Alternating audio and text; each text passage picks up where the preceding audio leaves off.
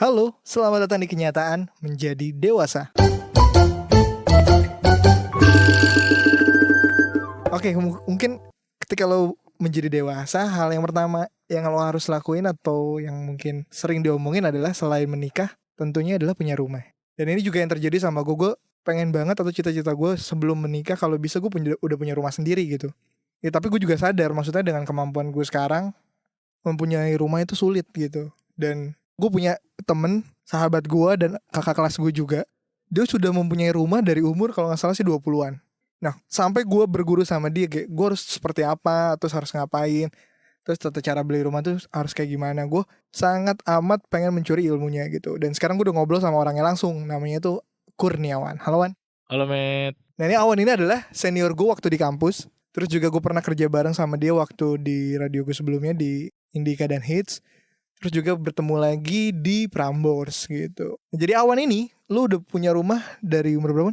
Gua alhamdulillah punya rumah dulu kayak 2017 tuh gua 22. Di umur 22 lu punya rumah. Nah, gue tahuan lu dari bawah nih. Gue waktu di Indika gue ngeliat lu dari susah. Nyebarin flyer, terus sekarang lu jadi bos, jadi manajer. Terus tiba-tiba lu kasih tahu gue ada rumah nih Matt, lu ke rumah gue dong. Gue ngeliat kayak anjir, perumahan rumah lo enak banget gitu kan. Apa sih yang bikin lo kayak lo harus punya rumah gitu kan? Ya mungkin sama Met, kayak lu tadi lu bilang sebelum nikah tuh gue pengen punya rumah gitu. Dulu sih sebenarnya tujuan utamanya gue emang pengen nikah cepet waktu itu kan. Jadi gimana caranya gue bisa meyakinkan misalnya calon mertua gue, ya gue udah punya rumah gitu. Itu kan menurut gue tuh modal pertama yang harus lu punya adalah rumah gitu. Ya duit mah bisa nyusul lah, tapi bokap gue selalu bilang dari dulu ketika lu udah nikah, lu harus kabur dalam artian kabur dalam positif ya. Lu harus jangan nebeng di rumah orang tua lu. Iya, lu harus punya tempat sendiri gitu buat privasi lu biar enak gitu. Jangan kayak papa gitu. Kan banyak yang emang teman-teman yang emang nikah tuh masih nebeng gitu ya. Kalau gua sih ini beda-beda ya pemikiran orang, tapi kalau gua sangat mengiyakan pemikiran seperti itu gitu. Nah, gue juga ataupun teman-teman yang lain juga pasti pengen. Ya gue juga pengen punya rumah, tapi gue gak ada duit gitu kan. Apa yang harus kita lakuin? Ya sebenarnya gini ya, sesimpelnya banyak teman-teman yang bilang, "Kok lu keren banget sih, lu udah punya rumah," gitu. Gue selalu bilang ke yang bilang kayak gitu, "Ya lu juga bisa," gitu.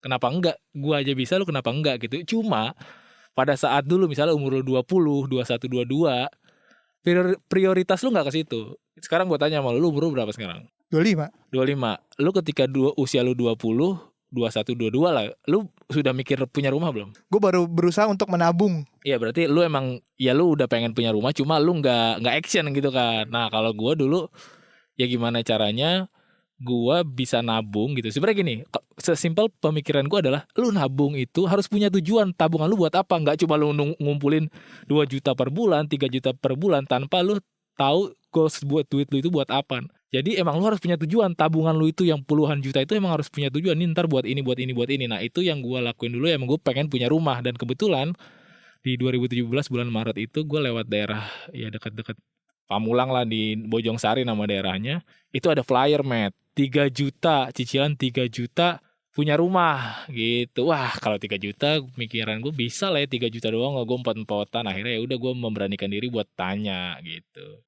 For information aja, rumah Awan waktu lu umur 22 berapa kan? Rumah gue itu harganya 375.000, tanahnya 75, bangunannya 36. Dengan luas yang sama, harganya sekarang 650 juta. Iya benar, kemarin kita kesana kan. Anjir, gue bilang, Wan. Terus yang lo tadi bilang, gue waktu itu cicilannya 3.700.000, 3 juta berapa? Gue 4,2. Ya segitu. Dan sekarang gue gue nanya lagi. Jadi sebulannya berapa mbak? Ya sekitar 5,8. Kayak anjir, dari 4,2 ke 5,8 naiknya gede banget Wan. Maksudnya dalam jangka waktu 3 tahun ya kan. Dan itu yang menjadi kayak anjing, kenapa gue dari dulu gak berani ya. Kita urut lagi ya.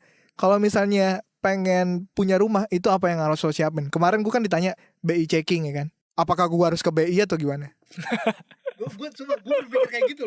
BI checking itu maksudnya riwayat bank lu, Matt. Lu punya cicilan apa, punya cicilan mobil misalnya, motor yang emang itu langsung dipotong per bulan dari dari bank lu gitu. Biasanya kalau lu nggak punya cicilan apa-apa, itu masih bisa untuk nyicil gitu. Dan biasanya kalau lu BI checking itu buat punya rumah itu penghasilan lu tuh harus ada 30 sampai 50%. Jadi misalnya Cicilan. dari misalnya gaji lu 10 juta gitu ya, lu berarti harus punya 5 juta itu seenggaknya buat cicilan gitu. Oh iya, yang kemarin gue bilang, gue diskusi sama Awan udah cukup lama ya. Bahkan gue juga memperdebatkan, pantesan orang nulis milenial nggak bakal punya rumah. Ya karena emang milenial gajinya kecil, terus cicilan rumahnya 5,6 juta Wan yang. Iya, jadi emang apa ya, banyak artikel-artikel yang bilang kalau millennials nggak punya rumah. Sebenarnya kan kalau secara artikel tuh jelek lah, itu nyumpain gitu kan. Tapi sebenarnya itu bisa kita patahkan gitu, Matt. Gue bisa bilang dulu gaji gue nih, gue fair-fairan aja. Ketika gue punya rumah, beli rumah itu gaji gue 5,8 di kantor ini gitu.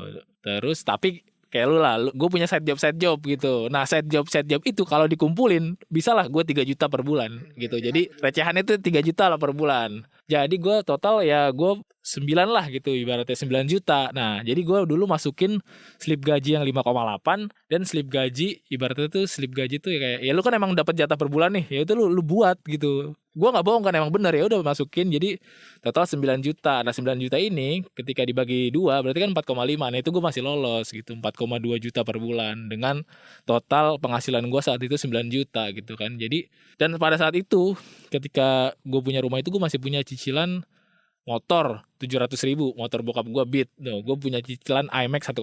Jadi ya itulah maksudnya, empotannya begitu gitu. Tapi kan kita dalam hidup tuh kita harus percaya nih karir kita naik gitu kan. Lama-kelamaan yang 4,2 itu kagak berasa gitu.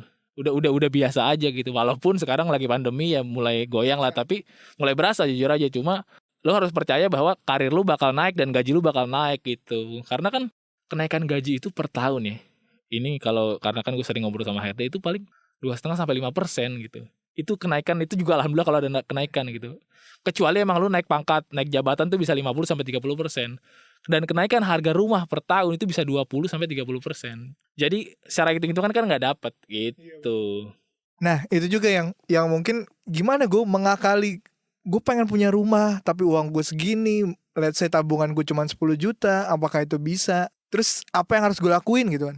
Gue pengen gini, prinsip hidup gue tuh gue pengen nikmatnya nanti gitu. Gue pengen nikmat ya ketika gue udah nikah gitu. Sekarang tuh gue boncos nggak apa-apa. Jadi gue ada masanya di mana ya gue setiap hari tuh bawa bekal lah ya. Alhamdulillah gue masih punya orang tua yang nyiapin gue bekal. Jadi dulu bahkan dari kita di hits tuh, di Indika lu tahu kan, di hits Indika orang-orang kaya semua kan. Ya udah jadi gue udah bawa bekal aja gitu, makan di pantry. Yang lain pada nongkrong, gue nggak pernah nongkrong. Itu masa-masa yang sebenarnya gue nggak tahu ya. Tapi ketika kita punya gaji, jadi gini, ketika lu mau nyicil sesuatu, mau beli rumah, itu yang perlu bang yakin adalah jumlah tabungan lu sebenarnya.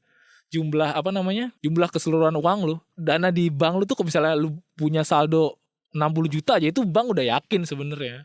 Apa kan lu pasti diminta rekening koran kan? Iya. Gitu. Jadi makanya itu walaupun receh ya kan, sedikit-sedikit lama-lama menjadi bukit. Coba lu sekarang misalnya, buat teman-teman yang masih dengerin tuh, yang masih 20 tahun nih, coba aja nyicil 500 juta per bulan atau tuh 1,5 lah gitu. Itu lama-lama ya ya bisa jadi duit gitu, bisa jadi banyak. Dan emang menurut gue selalu bilang ke teman-teman gue yang emang masih punya orang tua gitu kan, ya bilang aja, maksudnya minta orang tua lu lah buat bantu misalnya. Jadi biar nambahin DP-nya, karena ya lu jelasin alasannya, karena kalau gue ngambil sekarang ya gue bakal naik gitu, nggak bakal dapet. Jadi gue mendingan lu semua tuh minta tolong orang tua lu gitu, kalau emang masih punya rezeki buat bantuin lah, tapi lu ganti gitu kalau emang duit lu, hitung-hitungan lu masih belum cukup. Gue waktu itu gue untuk bisa mulai rumah itu, gue dulu menghabiskan uang sekitar 39 juta. Itu 19 juta itu buat DP rumah. Dulu kan harga rumah gue 375, gue DP 5% tuh sekitar 18 juta 750 kalau nggak salah. Sisanya itu buat biaya notaris, surat-surat gitu. Jadi gue habis sekitar 39 juta gitu. Itu berarti di tahap awal 39 juta ya Wan. Karena kan balik lagi, lo rumah cuman bukan DP doang, karena lo harus melengkapi biaya notaris, terus asuransi kebakaran dan lain-lain. Iya benar. Jadi itu biasanya itu bisa 5-10%-nya dari harga rumah, harga notaris dan lain-lainnya itu. Oke, kalau misalnya tadi itu adalah apa yang lo harus persiapan, yaitu tadi BI checking, terus buat DP, terus notaris dan tetek bengek. Yang paling utama adalah lingkungan rumah lo sih Wan. Lo gimana cara memilih? Anjrit, menurut gua lingkungan rumah Wan tuh ya rumah yang nyaman dan enak dan dekat Jakarta gitu Wan. Lo gimana? Apakah lo sebelumnya ngeliat-liat dulu, atau nyari-nyari dulu, atau udah langsung ini fix dekat rumah orang tua gue juga lagi kan?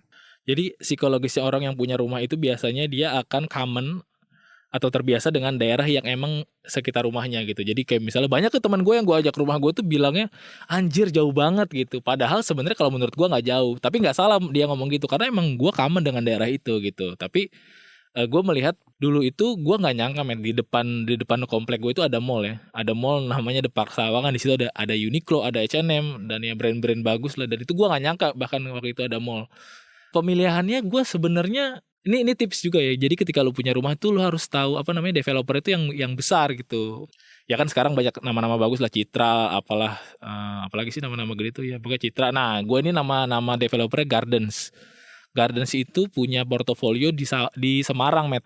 Di Semarang itu dia punya perumahan Gardens Candi Golf Semarang gitu. Jadi kalau lu ke misalnya ke Semarang ke Solo lewat tol tuh ada perumahan mewah tuh Candi Sawangan kelihatan dari pinggir tol. Nah, gue waktu itu ketika baru balik dari Bogor gue ngeliat ada cicilan 3 juta per bulan itu, ya gue harus search juga di Google, oh ini apa sih perumahannya Gardens. Oh ternyata emang udah terjamin gitu. Dan alhamdulillahnya dia itu apa ya, ini bukan gue promo ini, tapi emang itu daerah perumahan itu akan perumahan terbesar di daerah situ, melebihi Citralex Sawangan. Iya, dan gue juga ngeliat sendiri, maksudnya adalah itu adalah daerah berkembang dengan tanahnya, maksudnya bukan kayak teman gue, lu kenapa nggak di townhouse sih Matt gitu kan. Teman gue kan banyak yang nanya kayak gitu, townhouse enak kayak gitu, tangganya dikit. Nah tapi kalau menurut gue, ketika lo tinggal di suatu daerah yang berkembang, itu ada mall, ada rumah sakit, nanti juga ada sekolah, terus ada pom bensin deket, dan itu menurut gue tuh lingkungan lebih menguntungkan gitu kan. Iya benar, gue setuju sih. Dan ya nggak tahu ini, tapi beda-beda tiap orang. Kayak kan banyak orang juga yang beli tanah terus bangun gitu. Kalau gue tipe yang sebenarnya gue tuh lebih nyaman dan aman merasa ketika komplek rumah gue itu satu pintu. Yang gue kan pakai tap in dibuka portalnya itu tuh ya menurut gue sih insya Allah kagak bakal ada maling ya gitu. Kalau maling pun gue yakin pasti ada orang dalam satpamnya gitu. Aduh bangsat. Nah satu lagi Wan, yang apa ya, yang menurut gue jadi salah satu yang penting di dekat rumah lo itu adalah akses lo dengan keluarga lo, maksudnya deket gitu. That's why kenapa gue pengen ngambil di daerah dekat rumah lo juga, karena cewek gue base-nya di Bogor nyokapnya. Jadi kalau misalnya mau ke rumah nyokap cewek gue, terus ataupun gue pengen ke rumah gue yang di Jakarta, itu kan jadi lebih deket tuh. Kemarin gue juga sempat lihat yang di daerah Cisauk Wan. Iya benar, apa ya, akses ke orang tua tuh biasanya juga lumayan lah. Misalnya ketika lu udah punya anak nanti kan, ya siapa tahu bisa mau main gitu, atau kita nitipin anak ketika berdua kerja gitu. Jadi emang penting tuh buat ngelihat ya akses antara lu dan rumah orang tua cewek lu dan rumah orang tua lu tuh bisa kita lihat juga. Dulu sebenarnya cewek gua kan sebenarnya rumahnya jauh ya di Cakung gitu kan. Gue di Pamulang. Tapi rumah nenek cewek gue itu di Ciputat gitu. Jadi mereka nggak asing dengan daerah situ gitu. Dan oh iya satu tips juga tuh, ketika emang lu yakin dengan pasangan lu ya Matt, maksudnya ngumpung masih sendiri ya lu ini aja apa maksud gue ya, lu nyicil rumah nih berdua, kayak bukan berdua lah, misalnya 75-25 atau 70-30. Emang kalau lu udah yakin akan bareng-bareng gitu dan nggak putus. Karena itu yang gue lakuin sekarang gitu. Bukan gue nggak ngelakuinnya buat nyicil rumah ya, tapi gue nabung lah buat kebutuhan rumah gitu. Misalnya kayak gue, dan satu hal yang perlu catat, beli rumah mahal, nyicil rumah mahal, terakhir ngisi rumah juga mahal. Itu mahal. Itu Dan apa namanya, renov dan juga maintenance rumah ya? iya, parah, itu mahal, parah banget. Ya mungkin renov nanti lah, tapi ngisi rumah itu ya lu beli kasur lah. Ya kita kan secara kita millennials tuh pasti kita punya gengsi ya, barang-barang kita sekarang harus IKEA, Fabelio atau apa dekor rumah, Informa, pasti kayak gitu. Lu jarang-jarang lah yang kita ngerakit sendiri. Jadi emang itu mahal juga. Dan gua sampai sekarang gue punya listnya tuh, gue beli lemari berapa harganya, gue beli sofa itu gue ada semuanya, gue beli parket berapa harganya gitu. Nah, lu apakah sedetail gue juga nggak Wan? Maksudnya adalah gue nih orang yang lumayan detail dalam melihat suatu perumahan. Pertama, gue nggak mau jalanan di depan rumah gue itu dia apa namanya agak turunan. Yang gue khawatirin adalah kalau anak gue mulai belajar naik sepeda, mulai masuk ke got atau masuk kemana. Terus yang kedua, gue memikirkan fasad depan rumah, lebarnya minimal harus 6 meter, ya kan? Terus apa kalau juga memikirkan dari rumah itu bata merah atau bata ringan kan gitu-gitu. Lu termasuk yang kayak gitu juga gak? Gue termasuk yang kayak gitu, walaupun waktu itu gue juga belum punya pengalaman, tapi kalau nanya-nanya atau browsing itu emang kayak apa lawannya bata merah? Kayak Hebel. Jadi bagus itu bata merah karena lebih kokoh, lebih kuat, walaupun kan secara masang tuh PR kecil-kecil gitu. Kalau Hebel lu cuma taruh, tapi nah kebetulan juga rumah gue bata merah gitu. Dan terus tadi apa, fasad depan rumah gue setuju sih sebenarnya. Dari gue yang udah punya rumah nih, enaknya ya lebar rumah itu minimal 6 gitu. Rumah gue ini lebarnya 5. Sebenarnya ya tergantung lu ntar natanya gimana, tapi kayaknya nih kalau menurut gue tuh enaknya tuh 6 gitu. Gitu. Jadi lebih lebar lah, walaupun di bagian belakang rumah gue ya gue buat lebar gitu. Sama satu lagi buat yang apa namanya, yang lagi mikirin beli rumah di mana ya, menurut gue yang beli aja Wan ya. Maksudnya ada teman gue pun belinya, si Ilham beli yang di ini Wan, apa yang di dekat bandara. Apa Citra? Apa gue? Ya Citra Maja. Citra Maja ada jauh banget dari bandara anjir. Oh beda ya? Dia bener beli Citra Maja. Maja jauh itu di Tangerang, di sana lagi lurus terus. Nah kan untuk yang kayak anjing lo met, gaji gue juga baru 7 juta. Maksudnya yang kebeli rumah gue jauh, tapi gue pengen punya rumah. Sebenarnya gue termasuk yang apa ya met, tadi misalnya beli di Maja gitu ya, mungkin gue bisa nih sekarang, lu bisa nih, atau semua bisa kali beli di Maja. Orang cicilan cuma 1,5, 2 juta lah ya. Itu bisa, tapi banyak orang yang beli di daerah sana itu hanya untuk investasi sebenarnya, bukan buat tinggal gitu. Dan ya mungkin kedepannya daerah situ bakal berkembang, tapi kalau pemikiran gue kayaknya tuh jadinya useless, karena lu mungkin perawatannya kan, rumah kalau nggak ditempatin tuh ya lu ada aja masalah gitu kan, karena lembab misalnya, plafon lu rusak, atau banyak laba-laba, banyak setan gitu. Jadi kalau gue sih mendingan tahan dulu gitu. Ya mungkin beli rumah tuh yang masih sekitaran, ya mungkin Bintaro, Pamulang tuh juga udah mahal ya. Kayak ya sekarang nih misalnya Sawangan, Cisauk tuh masih inilah. Terus Parung Panjang gitu. Maksud menurut gue Parung Panjang sama Maja jauhan Maja gitu, masih mendingan Parung Panjang gitu. Maja masih sanan lagi. Terus apa tuh kemarin nama sebelum Parung Panjang, Cibinong juga. Dan yang penting aksesnya sih, ketika lu beli rumah itu lu harus tahu mobilitas lu itu menggunakan apa gitu. Kalau gua nih, rumah gua yang sekarang tuh deketnya ke tol, dan ya motor enak, tol enak. Kalau umum ya mungkin ada terminal Pondok Cabe, cuma gua nggak umum gitu. Gua nggak pakai transportasi umum, tapi gue emang tiap hari pakai motor atau mobil. Rumah gue deket sama gerbang tol Sawangan, gerbang tol Serpong Cinere gitu. Jadi lu harus mikirin juga akses lu gimana, istri lu nanti gimana, anak lu nanti gimana. Dan menurut gue lingkungan itu adalah faktor utama. Misalnya kayak katakanlah, kalau kata Mas Darto di podcast Mas kan, itu ada hukum tarik menarik, itu ngaruh tuh menurut gue. Jadi ya lu harus nyari rumah yang seenggaknya itu selevel sama lu gitu, apa secara keuangan gitu. Jadi lu ikut kaya, ikut ketarik gitu. Misalnya anak lu sekolah di sekolah apa, sekolah bagus atau sekolah jelek, ya ntar kedepannya juga bakal ngaruh itu. Menurut gue sih kayak gitu. Oke. Ini terakhir, ini benar-benar terakhir nih Wan. Conclusion lo untuk teman-teman yang pengen punya rumah, gimana mereka harus memulai gitu, meyakinkan diri untuk memulai untuk nyicil rumah. Ya mungkin yang pertama kali gue harus bilang ke teman-teman, kalau kata Raffi Ahmad nih, dalam pekerjaan tuh lu harus banyak keran gitu. Keran tuh dalam artian pemasukan lu tuh nggak cuma satu. Dan itu menurut gue adalah kunci pertama ketika lu mau mempunyai sebuah rumah atau cicilan yang besar gitu kan. Jadi misalnya gaji lu itu jangan cuma dari main job, tapi gimana caranya memang lu harus memberanikan diri, atau lu harus cari-cari kerjaan, rajin lah untuk ada side job juga beberapa gitu. Karena ketika lu misalnya gaji lu 5 juta gitu, ya 5 juta itu katakanlah kebutuhan hidup lu 3 juta, lu 2 juta nih bisa nabung. 2 juta itu juga menurut gue udah gede banget kan. 2 juta dikali 12 bulan setahun tuh cuma 24 juta gitu. Nah ketika lu tuh jadi udah bisa ngitung tuh, kalau main job tuh gaji lu bakal buat apa aja tuh, dan selama setahun tuh lu bisa ngitung duit lu berapa. Tapi kalau lu punya side job, ya yang tadi 24 juta itu bisa jadi 36 juta, bisa jadi 30 juta, 40 juta bahkan, insya Allah gitu. Jadi itu yang pertama, jadi lu harus punya 2 penghasilan gitu. Dan yang kedua, lu harus berani gitu. Menurut gua lu memang harus gambling dengan perhitungan yang matang gitu. Misalnya ya minimal lu harus punya cicilan, misalnya aman tuh nabung juga misalnya buat 6 bulan ke depan gitu. Dan lu harus memberanikan diri buat hidup susah, dalam artian susah tuh tercukupi lah. Lu gak usah ngoyo-ngoyo gitu, Matt. Gue dari dulu, Matt, misalnya lu ya sekarang kita di Prambors lah.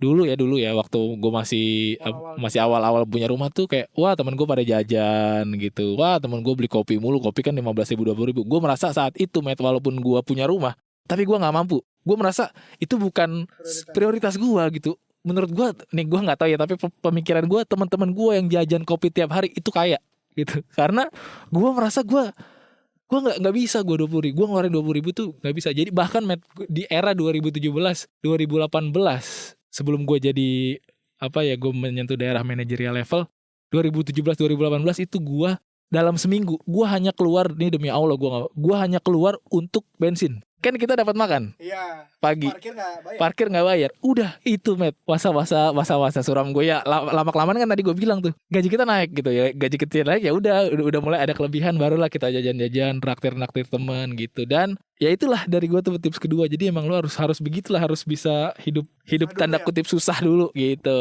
Udah, terus yang ketiga ini juga mungkin yang Sama orang tua kali Wan ya. iya, jadi yang ketiga lu harus sedekah, bukan ya sedekah dalam artian bisa banyak turunannya, lu bisa ngasih orang tua lu, bisa ngasih anak yatim piatu atau ngasih siapapun itu. Dan kalau gue prinsipnya, gue puas-puasin dulu orang tua gue kasih duit misalnya, ya katakanlah gue kasih duit atau kasih apapun itu ke orang tua gue, ntar kita dapat lebih gitu. Gue percaya prinsip itu gitu. Itu orang tua ya. Terus kita sedekah itu kalau dalam agama gue tuh, agama Kristen, gue Islam. Islam itu walaupun mungkin logika kita kagak masuk ya, Met. Gak masuk lah. Iya kan? Ngasih uang. Lu ngeluarin 50.000 gitu. Dapetnya 500.000. Nggak masuk kan? Tapi gue sih selama ini ngerasain gitu. Gue ya mungkin kebetulan atau gimana, tapi ada aja gitu. Gue inget banget tuh, gue pernah balik naik motor, terus gue ngeliat pemulung gitu bawa anak ke dalam gerobak, gue balik, gue kasih 20.000. 20.000, Met. Nyampe rumah, gue dulu kan jualan jersey. Nyampe rumah, jersey gue kejual 200.000. Berarti kan ya gue nggak tahu lah itu gimana lah. Tapi pokoknya ya gue percaya aja begituan gitu ya. Karena emang Islam mengajarkan untuk begitu. Gitu sih, udah sih dari gue itu aja, Met. Oke, terima kasih ya Wan. Gimana teman-teman? Ya kan? Ini adalah proses menjadi dewasa, memikirkan tabungan, memikirkan investasi, memikirkan rumah. Ya, jadi resapi, oke? Sampai jumpa di next episode. Terima kasih.